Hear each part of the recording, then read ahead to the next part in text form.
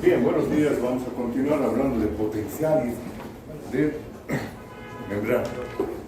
¿Reconocen ese pececito? ¿Qué se llama? Pez globo. Exactamente. Es el pez globo. ¿Qué hace en la clase de neurofisiología? Bien, para hoy tenemos un platillo exquisito. Un potencial de eso vamos a hablar. Así que empecemos definiendo qué es un potencial de acción. Ahí lo tiene. Es un cambio brusco, una cualidad esencial, y transitorio, la otra cualidad esencial, del valor del potencial de reposo de una neurona. O en general de una fibra, y una célula porque el potencial de acción puede tener tanto las neuronas como las fibras musculares en todas sus variedades. Casi. Bien, aquí teníamos una forma de representar activamente aquello, pero me temo que esto no funciona aquí. Los maneja como si fuera un gráfico nada más, y en el cual se los describo, se veía ese cambio brusco y transitorio del valor del potencial de membrana, que siendo externo positivo, se hacía transitoriamente negativo y después volvía a tener su valor. Y ese cambio, el haberse hecho negativo de exterior y positivo de interior, se transmitía a lo largo de diferentes segmentos de la membrana celular. De hecho, abarcaba toda la superficie de la membrana celular, independientemente de cuán larga o grande pudiera ser esa célula. Hay neuronas que tienen prácticamente toda la longitud de nuestro cuerpo. Por ejemplo, una neurona que es arriba, que nos está trayendo información del dedo gordo del pie derecho, va a tener su cuerpo celular a nivel del bulbo raquídeo y sus dendritas van a terminar prácticamente en la corteza, casi en la corteza celular. Por lo tanto, fíjense ustedes, ustedes miren para arriba, tienen más o menos neuronas de 1,70 m de largo. Y toda esa membrana, toda esa longitud de membrana se despolariza cuando se produce un potencial de acción. Les he representado solamente como recordatorio las estructuras y partes de una neurona, cuerpo celular que tiene el núcleo, al que arriba una serie de prolongaciones que traen información habitualmente hacia el cuerpo celular, llamadas dendritas, y de la cual nace una otra prolongación que se extiende a diferentes distancias, como por ejemplo en las fibras nerviosas sensoriales que habíamos visto, que se llama axón. Este axón va a terminar en una serie de prolongaciones como pequeños botones que se llaman sinapsis. Esta fibra puede estar o no recubierta de una capa de mielina, que la aísla del entorno, del ambiente periférico. Entonces ahí se las presento. Esa es una neurona tipo y aquí está un potencial de acción. Fíjense ustedes que en las coordenadas de este registro gráfico tenemos dos variables. Uno, el valor del potencial de membrana, que eso es lo que nos interesa, en este caso el valor del potencial de reposo, que es de menos 70 milivoltios. Entre menos 50 y menos 100, a la mitad, un poquito más, menos 70 milivoltios. ¿Ok? Y se va a mantener hasta que en un determinado momento ocurre ese cambio brusco en el valor del potencial de reposo, que hace que reduzca su valor y de hecho se vuelva positivo. Esta fase que llega habitualmente hasta cerca de los 50, más 50 milivoltios. Esta fase se llama la despolarización. Ha perdido su polaridad de negativa hasta más bien positiva. ¿Ok? Seguida casi de inmediato de una siguiente fase en la cual recupera el valor de su polaridad. Entonces esta fase se llama repolarización. Fíjense ustedes que aquí hay una pequeña muesquita que es más negativa que el valor del potencial de reposo de esta neurona. Esta es una siguiente fase que se llama la fase de hiperpolarización. Y después, Dios, ¿qué le pasa a este? Ya pues, no seas así. Ahí está. Esta fase de hiperpolarización es seguida de una vuelta al valor del potencial de reposo, que se va a quedar así indefinidamente. Sabemos que el potencial de reposo se mantiene indefinidamente. Entonces, ¿cuántas fases tiene un potencial de acción? En las neuronas tenemos unas fases de despolarización, repolarización e hiperpolarización. Tres fases básicamente. En otras fibras, como por ejemplo las fibras musculares estriadas, van a ver ustedes que el potencial de acción tiene más fases que este, porque se añade una fase de meseta. Pero no nos interesa la fase de meseta del potencial de la fibra muscular, solamente nos vamos a abocar al potencial de acción de la fibra nerviosa o de la neurona. ¿Okay?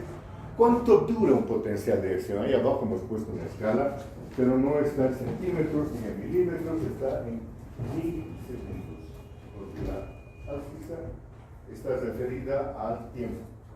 ¿Cuánto dura el total? 1,5 milisegundos. Fíjense, no es algo que sea muy duradero, muy breve. 1,5 milisegundos. Ahora bien, la duración de este potencial oscila entre 1, 1,5, 2 milisegundos más. Muy rápido. ¿Cuánto dura la despolarización? El de la mirada profunda. ¿Cuánto dura la despolarización? Podría ser medio milisegundo aproximadamente. Es muy rápido. La repolarización dura otro tanto y la hiperpolarización suele durar un poco más. Pero la fase de despolarización y repolarización, 1,5 milisegundos.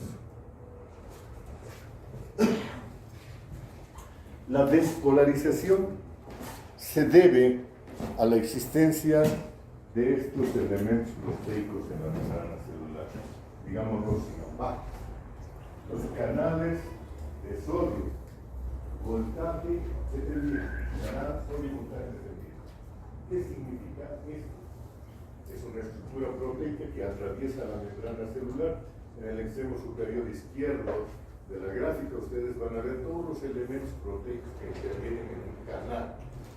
Ahí están agrupadas una al lado del otro las proteínas que están agrupadas en grupos que son 1, 2, 3, 4 grupos proteicos. Esos 4 grupos proteicos se encadenan los unos a los otros y forman una estructura tubular. Y en el centro de la cual queda un poro. Pero ese no es un poro abierto como el del canal de brazo. Este es un canal cerrado. Y está cerrado por dos extremos, por el extremo externo, que mira hacia el líquido celular, con un extremo interno, que mira hacia el líquido intracelular. Entonces, este es un canal cerrado en condiciones basales. Canal sodio-voltaje dependiente. Fíjense ustedes la estructura. Esta es la estructura del canal vista por encima, los 4 grupos proteicos, dejando al centro un pequeño orificio. Ese pequeño orificio visto de costado está cerrado hacia afuera y está cerrado hacia adentro. Y aquí tenemos más o menos cómo funciona uno de estos canales. Fíjense ustedes que ese canal que está cerrado, cuando recibe un estímulo eléctrico, actualmente es capaz de abrir. La configuración de las proteínas cambia y se abre un canal. Y entonces como esto permite el pase solo de moléculas de sodio, las moléculas de sodio son capaces de migrar a través de este canal o poro. Antiguamente se los llamaban poros, pero ahora se los llama canales porque se conoce más de su estructura. Bien, ¿cuál es la concentración de sodio en el líquido extracelular? La tengo contigo.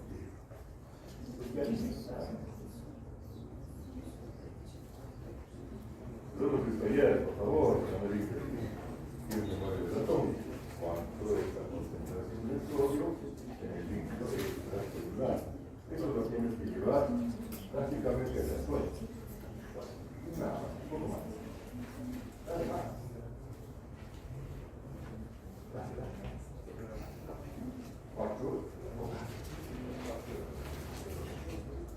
¿Cuántos serán? Te voy a dejar como tarea, la concentración de todos los iones en todos los líquidos. Tú la de acostado que estás viendo. Ah, qué lindo, usted no sabe tampoco. El hombre del soporte.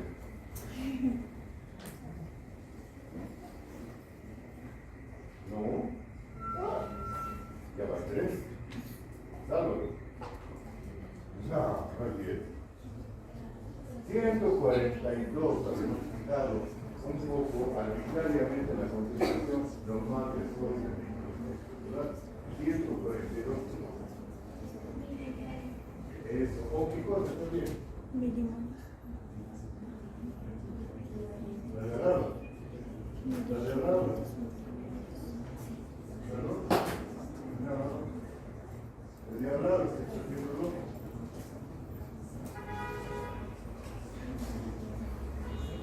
Milimoles, por favor. Para los iones que tengan una sola valencia, miliequivalencia y milimol es sinónimo, son la misma. Concentración de sodio en el líquido extracelular 142 miliequivalentes a milimoles. ¿Cuánto es la concentración de sodio en el líquido extracelular? 10. Ya está bien. Quedamos con 10. ¿Hay gradiente de concentración? Sí, un sí rotundo, por favor, masivo, a ver. Sí, sí, hay. ¿De dónde a dónde va la dirección de la fuerza de este gradiente? De afuera hacia adentro. ¿Qué va a hacer el sodio entonces cuando este canal de sodio voltaje dependiente se abra? Va a entrar. ¿Okay? Muy bien, y cuando eso ocurra, ¿qué va a pasar con el valor del potencial de reposo en el interior de la zona? Como la carga positiva del sodio se acumula ahí adentro, pues el valor del potencial de reposo va a ir descendiendo conforme se acumule el sodio, y bueno, va a seguir aumentando hasta Dios sabe cuándo.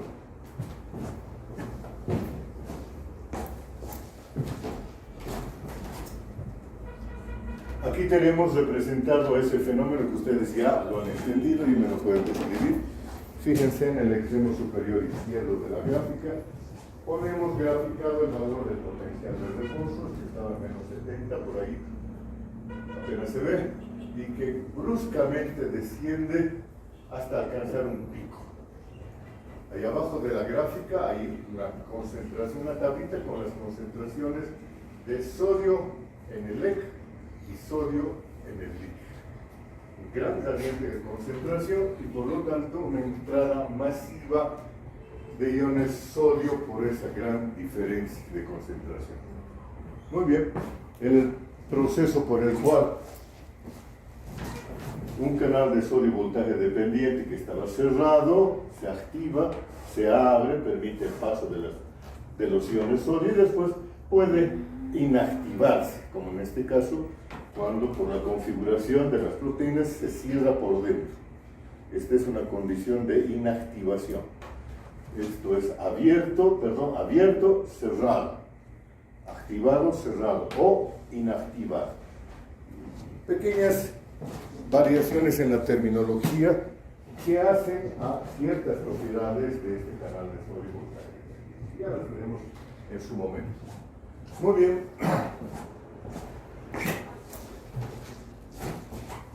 Veamos, yo espero que los que han estado trabajando con la tarea que les sugerí que hicieran ayer, deban contestarme muy rápidamente.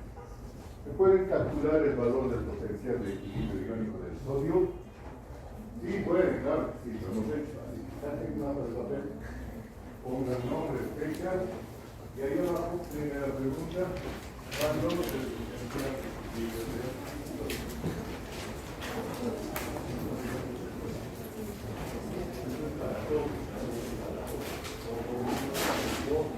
Pone su nombre y le pone el valor del potencial de equilibrio con el procedimiento incluido.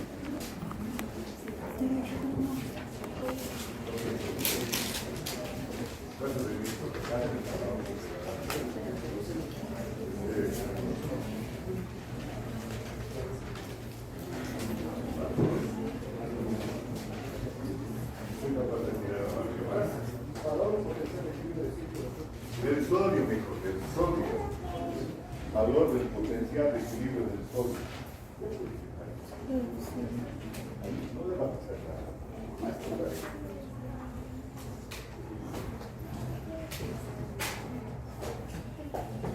Por si acaso ahí lo tenemos, yo debería evitar aquello. Lo vamos a poner así para que no se copien descaradamente. Los que tengan rápida vista ya saben qué es lo que tienen que hacer. Los demás tienen que recordar que acabamos de la clase, de cómo el potencial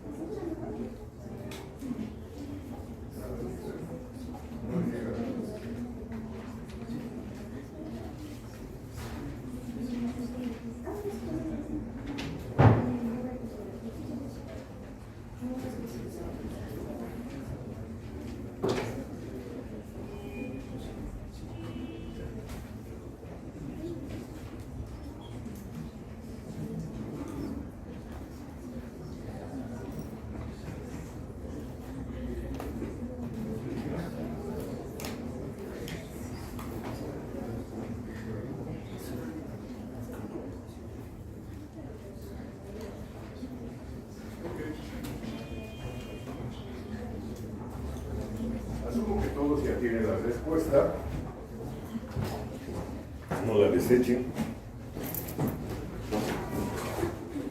Entonces, el valor del potencial de equilibrio para el sodio, dando estos valores a la ecuación de Nernst, nos sale más o menos 62 milivoltios. Más o menos algo. Bien. Ahora bien, como no está el sodio solo en el entorno de la membrana celular, sino son 3 iones los que están, veamos cuál es el valor del potencial de equilibrio de los 3 iones cuando esta membrana está en reposo. Entonces, calcúlenme el valor del potencial de membrana en reposo. Para eso necesitan ¿qué cosa? Otra ecuación, la ecuación de Goldman. Adelante, muchachos.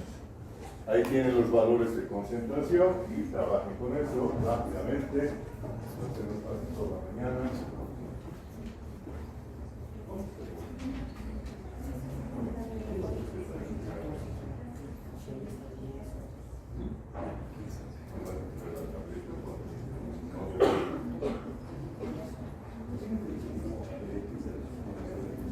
Alguien que pueda donar gentilmente a unas 50 muchachos una hoja, ahí está. Nombre, frente y que quiere ponerlo.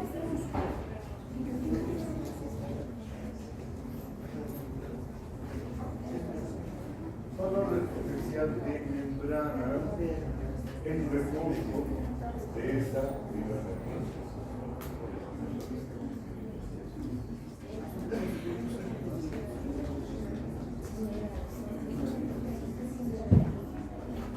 A los que no recuerden los valores de potencial de permeabilidad para el potasio, habíamos puesto la unidad.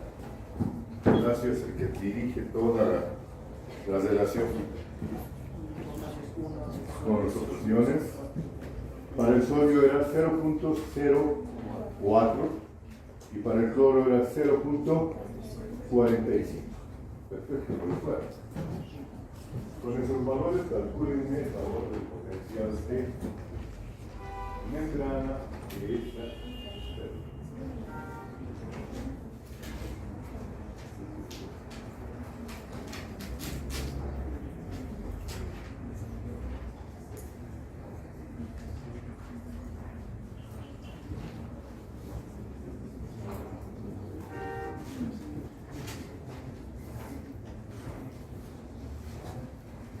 No se olviden que yo quiero en su hojita el proceso, porque si hay alguno de mirada rápida en memoria fotográfica, solo ver la imagen de la pantalla para ponerme las respuestas, pero de repente no entiende lo que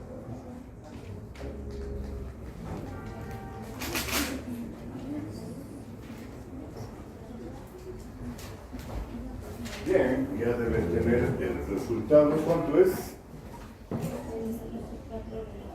Menos 74 milivolts, ¿cómo se toca? ¿A la copa? Y no te pueden regalar una hoja. Ahí está una hoja, ¿ves? Ahí pones tu nombre, la fecha y los resultados de la una y de la otra, porque no te va a alcanzar el tiempo. Pero ya, ahora, te voy a presionar. Ya, pues, ya más. Apúrate. ¿Ya se terminó? Eso es presionar.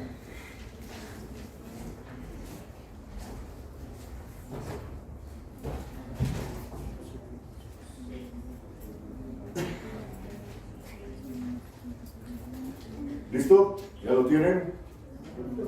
No hay vuelta atrás. Aún están todos haciendo. Copiándose. Estoy viendo cómo se copia. Eso se los permito aquí. En examen no. Y tengan por seguro que van a hacer preguntas de este tipo, las que van a encontrar en su examen también. Bien, sigamos. Fíjense que hasta ahora hemos visto concentraciones iónicas en el LIC y la permeabilidad de la membrana a cada uno de estos iones en reposo. Pero ¿qué ocurre cuando por influencia de esa carga eléctrica se han abierto los canales de sodio voltaje dependientes? ¿Qué pasa con la permeabilidad de la membrana al sodio? ¿Se mantiene, aumenta o disminuye? Aumenta, ¿cierto? El valor de permeabilidad entonces aumenta. Fíjense en la última columna, la permeabilidad durante la despolarización. El potasio se mantiene, no tiene por qué cambiar. El cloro se mantiene, tampoco tiene por qué cambiar, pero como se han abierto los canales voltaje dependientes para el sodio, su permeabilidad ha aumentado como 20 veces más que el potasio. De 0.04 que tenía, de golpe se ha convertido en muy permeable, 20 veces más que el potasio. Utilizando este nuevo valor de la permeabilidad durante la despolarización, calcúleme el valor del potencial de membrana en ese momento, hasta cuando se alcance el equilibrio. ¿Ok? Eso significa que están calculando uno de estos tres momentos. Ya lo vamos a ver enseguida.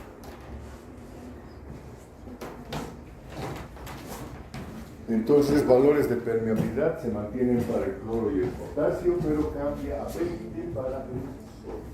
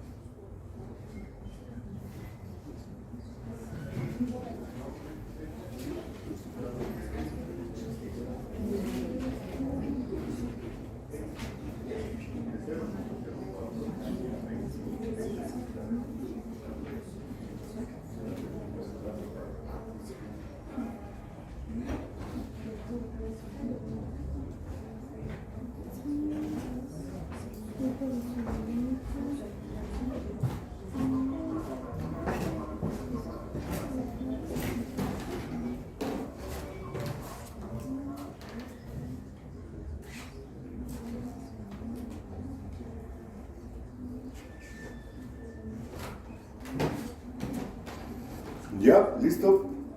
¿Cuánto nos ha salido? El primero que encuentre ese valor, por favor, me lo dice.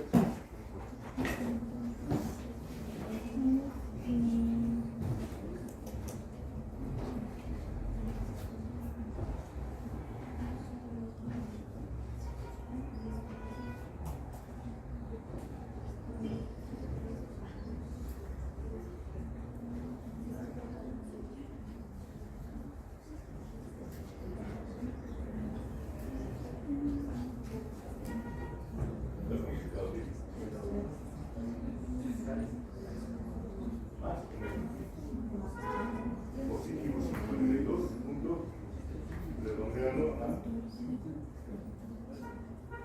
redondeamos en 52,9 o 53, ¿no es cierto? Redondearlo a la primera unidad sería 53 milivoltios, más 53 milivoltios. Qué interesante.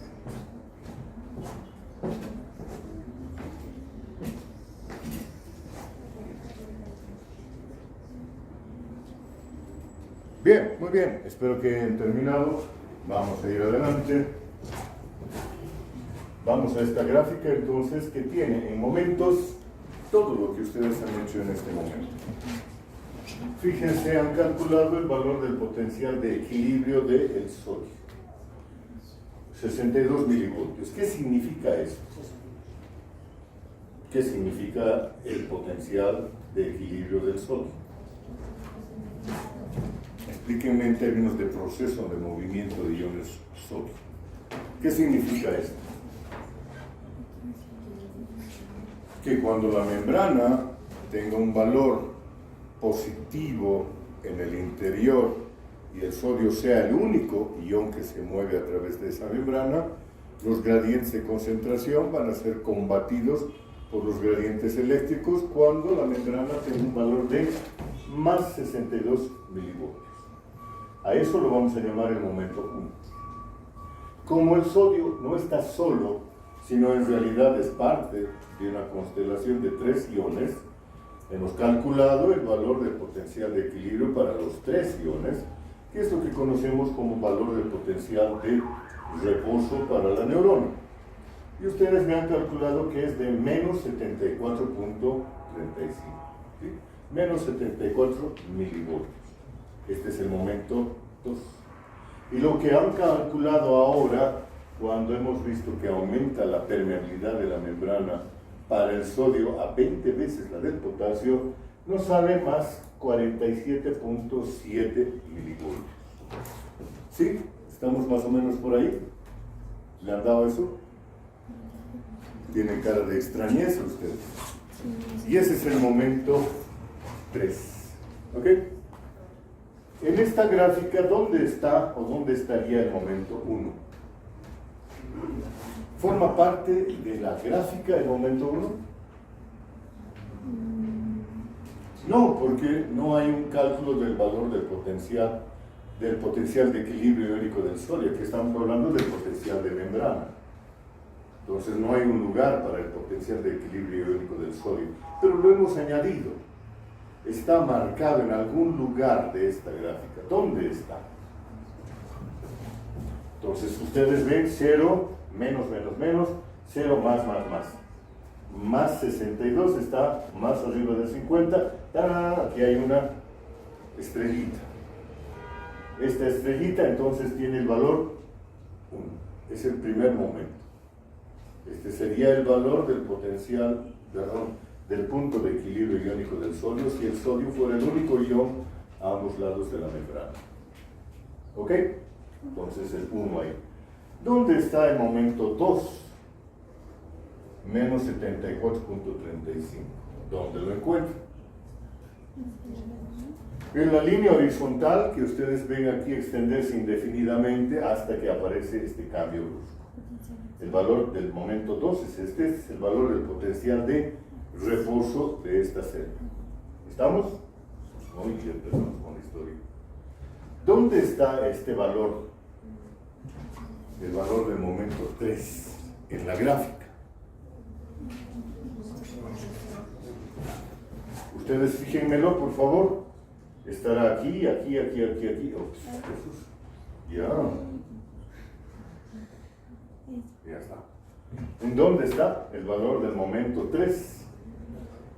47.7, un poquito por debajo de 50, entonces será este. Este es el momento 3. Fíjense ustedes que estamos hablando del momento en el cual la membrana encuentra equilibrio nuevamente. ¿Sí? La membrana se estabilizó allá, pese al cambio del valor de permeabilidad para el sodio, hasta ahí llegó. Diferente este valor de potencial de equilibrio que el valor del potencial de equilibrio iónico solamente para el sodio. ¿Por qué la diferencia? ¿Por qué hay esta diferencia entre 62 y 47?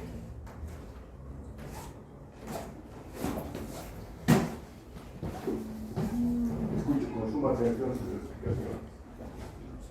Si no hemos comprendido la cosa, me pueden decir fácilmente por qué hay esa diferencia de valor de potencial eléctrico. El que tenga alguna idea, levante la mano y vamos a ver qué es lo que dice. Esto es un momento de aprendizaje, por lo tanto no tienen que equivocarse. Digan lo que piensan. Si está mal, ningún problema. Será nada más expulsados del lugar. Bueno, no, ya está aquí. Tú tienes una idea. Hazlo. Ya, ¿qué es lo que pasa?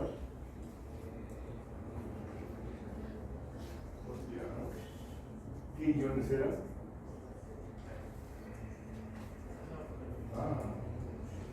Evidentemente, ustedes ven acá en el valor del potencial de reposo, el valor del potencial de reposo con los 3 iones nos da un valor de menos 74, negativo hacia adentro.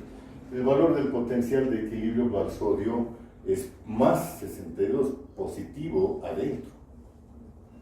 Pero cuando entramos a ver el valor del potencial de despolarización en su pico, no llega a 62. ¿Por qué?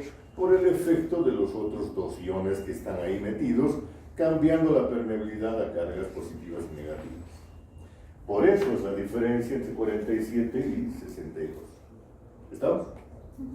Pero fíjense que eso es un momento muy breve. Si la despolarización dura 1 milisegundo o menos de 1 milisegundo, este momento es casi instantáneo. Cambia y empieza a bajar y se produce la repolarización. Veamos ahora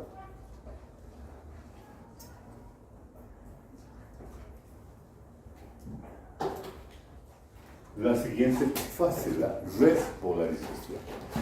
Ahí tenemos los cambios iónicos que van a ocurrir durante la fase de repolarización y les presento a un nuevo personaje en esta historia, el canal potasio-voltaje dependiente. Canal potasio-voltaje dependiente que se encuentra cerrado permanentemente, pero cuando el valor del potencial de membrana cambia, se invierte, se hace positivo, se abre. Y eso es justo lo que ha pasado durante la despolarización. El valor del potencial de membrana es positivo y por lo tanto instantáneamente se van a abrir estos canales de potasio-voltaje dependientes. Fíjense ustedes que la permeabilidad del potasio cuando se abran estos canales va a aumentar. Y ahí en la pequeña columna que tenemos un potencial de repolarización donde la permeabilidad del potasio se ha duplicado. En vez de ser 1, se ha vuelto 2. Y del sodio ha disminuido a sus valores de reposo. Permeabilidad 0.04 y la de cloro, como no tiene nada que hacer en esta historia, pues va a cambiar. ¿Okay? Dicho sea de paso y para que no nos queden dudas, ¿por qué ha cambiado la permeabilidad del sodio a su valor inicial? ¿Por qué? ¿Por qué no se mantiene en 20? Sí, dale. Por el gradiente de concentración. no es por el gradiente de concentración, es por una cualidad del canal de sodio y voltaje dependiente. El canal de sodio y voltaje dependiente estaba cerrado, se ha abierto transitoriamente e inmediatamente después se va a inactivar. Ahora volvamos a este punto, aquí, fíjense ustedes acá, estaba cerrado, aquí está abierto y aquí está inactivado. Entonces, cuando han entrado los iones sodio al interior, la configuración de la proteína ha cerrado transitoriamente el canal sodio, se ha inactivado. Y eso es lo que ha ocurrido. Entonces, todos los canales de sodio voltaje dependientes que se abrieron, se inactivaron. Y ya al estar inactivados, no permiten el paso más de iones sodio. Este es un estado transitorio, porque después, con el tiempo, con unos milisegundos más, se va a cerrar y va a quedar cerrado como en la situación inicial. Esto va a generar una siguiente propiedad de la membrana, pero solamente lo explicamos hasta ahí. ¿Ok? ¿Está claro? Entonces, canal de sodio voltaje dependiente, 3 estadios: cerrado, abierto e inactivado. Cuando se inactiva, entonces, obviamente, ya no permite el paso de iones sodio, la permeabilidad de la membrana baja a lo que tenía siempre. Para el sodio, 0.04. Entonces, lo que ha cambiado es solamente la permeabilidad al potasio, se ha duplicado. Calcúlenme el valor del potencial de repolarización con esa nueva permeabilidad. Ni me doy el trabajo de llamarlo, porque asumo que ya saben qué es hacer el proceso y es fácil. Y lo van a preferir hacer por su cuenta y copiárselo de la mitad. Y ese es el estilo.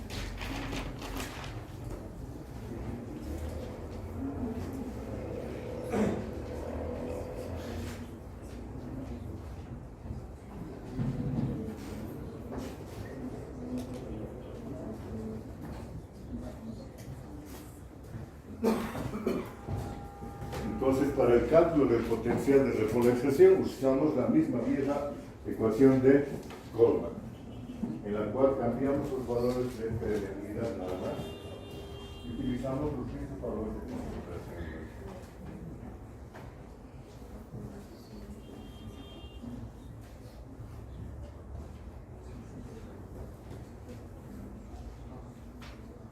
Bien, para que la cosa no nos quede corta, el valor del potencial de repolarización va a llegar hasta menos 84.8, menos 85.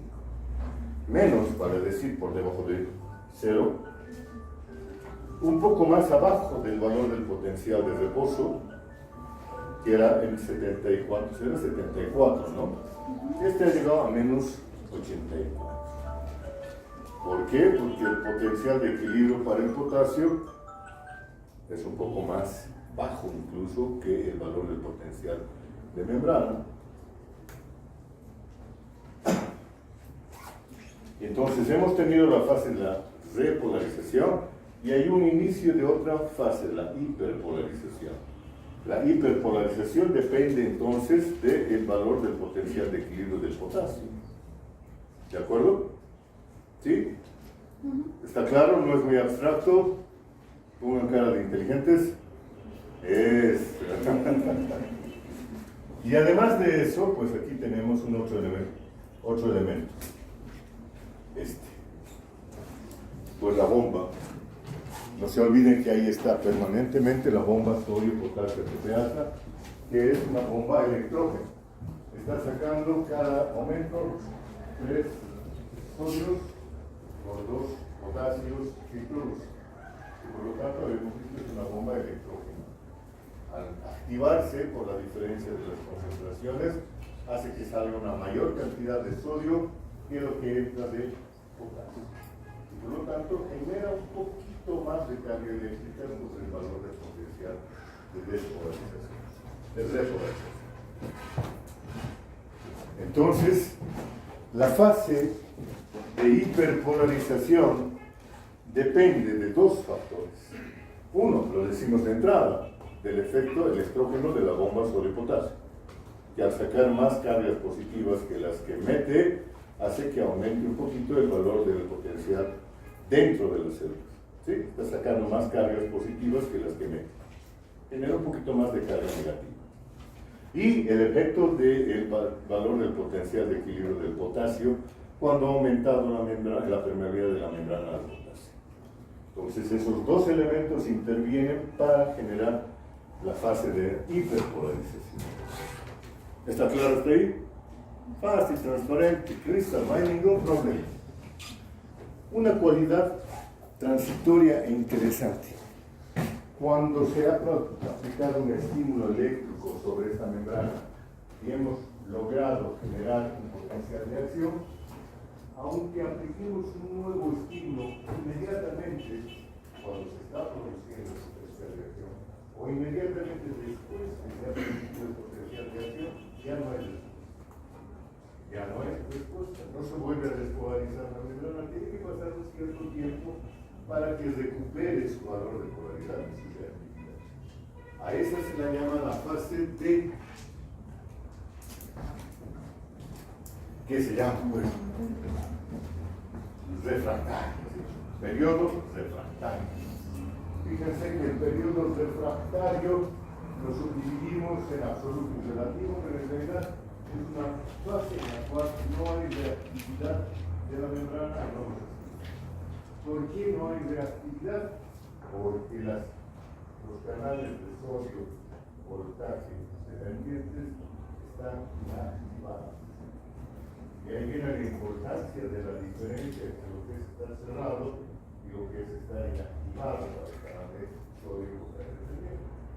Cuando está cerrado se puede abrir, porque está electrificado. Cuando está inactivado no se puede abrir. Tiene que pasar el estado de inactivación para que se pueda volver a abrir. Entonces, ¿quién es responsable de la fase de refractariedad? ¿Quién es responsable de la fase de refractariedad? El hecho de estar inactivado el canal de sodio voltaje dependiente. Si no hubiera eso, tendríamos el caso en el cual inmediatamente después de producir un potencial se podría producir otro, o en medio de producir un potencial se produciría otro. Eso sería un caos. Un ejemplo de ese caos se puede dar en macro cuando un corazón entra en fibrilación. La fibrilación es ese fenómeno en el cual una despolarización se produce irregularmente, no en toda la masa, sino en diferentes partes de la masa central. Entonces, unas fases unas fibras están en despolarización, otras están en repolarización, otras están en repolarización parcial, etc. El resultado es que todas las fibras se contraen, pero no lo hacen al mismo tiempo. Por lo tanto, funcionalmente ese corazón se estuviera no tiene la mecánica, no tendría. Eso ocurriría en el tejido nervioso, eso sí sería un caos. Entonces, fíjense, gracias a Dios, tenemos la fase de refractariedad.